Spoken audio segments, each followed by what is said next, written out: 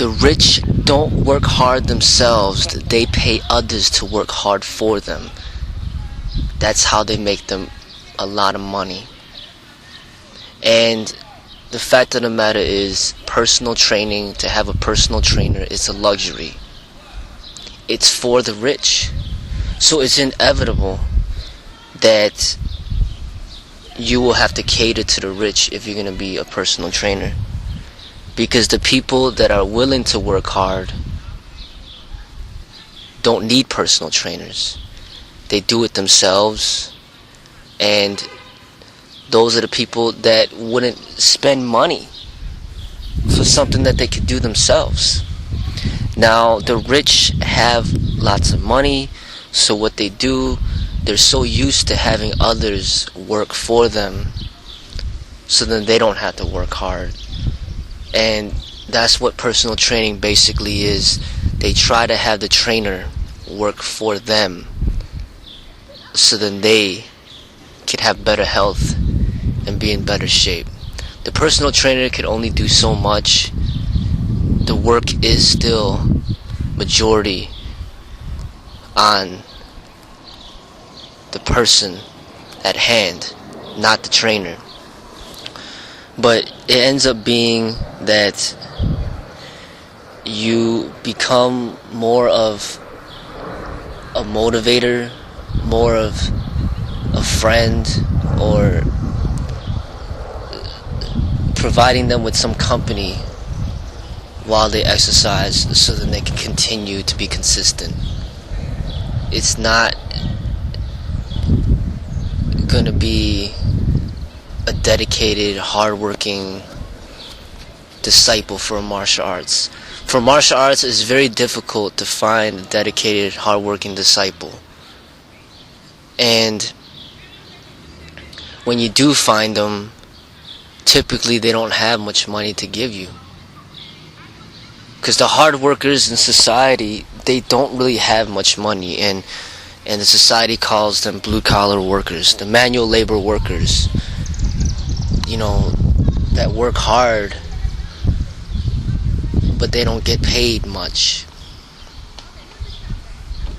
And then you have the white-collar workers who make others work for them, so then they don't have to do the manual labor.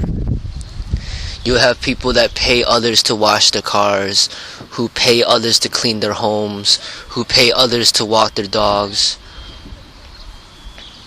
who pay others to mow the grass, who pay others to make their food. The rich people, the ones that live in luxury, are always paying others to do things for them. So that's what personal trainers come into play. They pay personal trainers to get them in shape. And if you're going to be a personal trainer, you must realize that it's not really about how much experience you have and how much knowledge you have in personal training. Because really, being fit is very simple.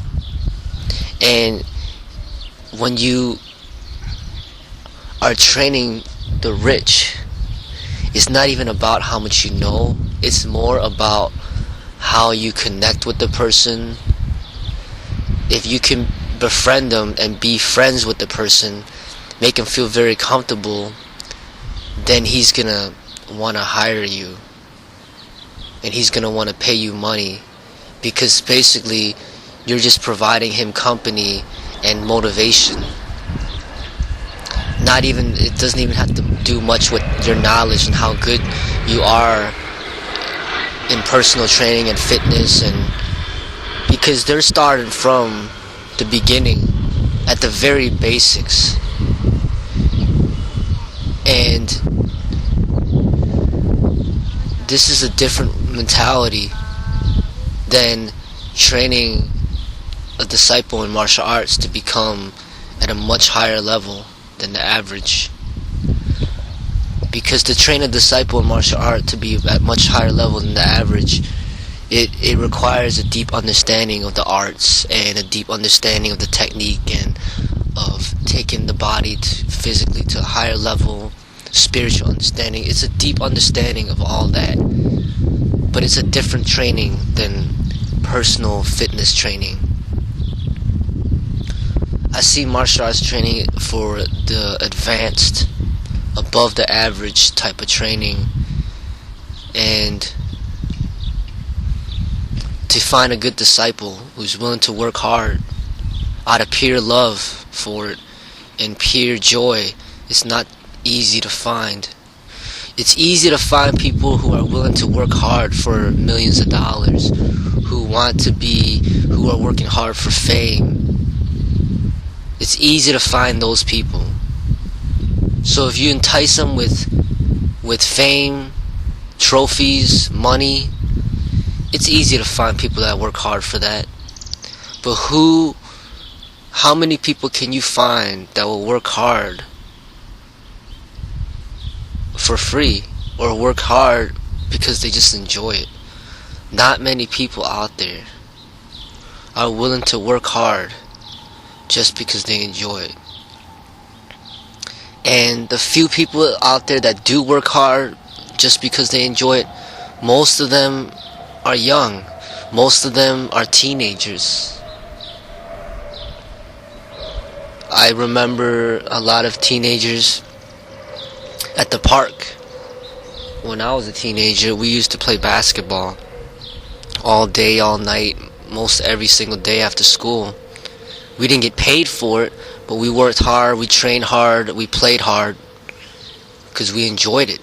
Now, granted, most of everybody had dreams of making it to college basketball team. So maybe it wasn't even working hard out of joy, maybe it was working hard because they had a dream of being in the college team. So even teenagers, a lot of times, they work hard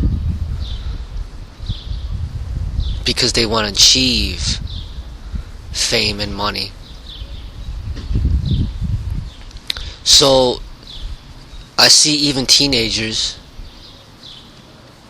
will work hard for fame and money and not out of pure joy and happiness. So it's not that easy to find, no matter what age human being you're talking about. Most people will only work hard for money, and even if you give them money, they still won't want to work hard. Some people have too much pride, too much ego to work for money. You tell somebody who has a white collar profession, you tell them to go mow some grass for some money, most wouldn't do it. You tell them to go move some furniture for money, most wouldn't do it. They view those manual labor type of jobs as low class. So they pay other people to do it for them. And that's why a lot of rich people have poor health and are unfit and out of shape. Is because they're constantly paying others to do things that require physical exertion. And it is the hard-working blue-collar workers who do not feel ashamed to do physical labor, to be the movers, to be the garbage men, to be the landscapers, to be people that actually have to do some physical work. And those types of people end up having less of an ego, more spiritual, more a deeper connection with humanity, more compassionate, more seeing things on an equal level. So when it comes to personal training, know that you are catering to the rich, and you are basically working as a servant at that specific time. It's very different than being a martial arts instructor or master.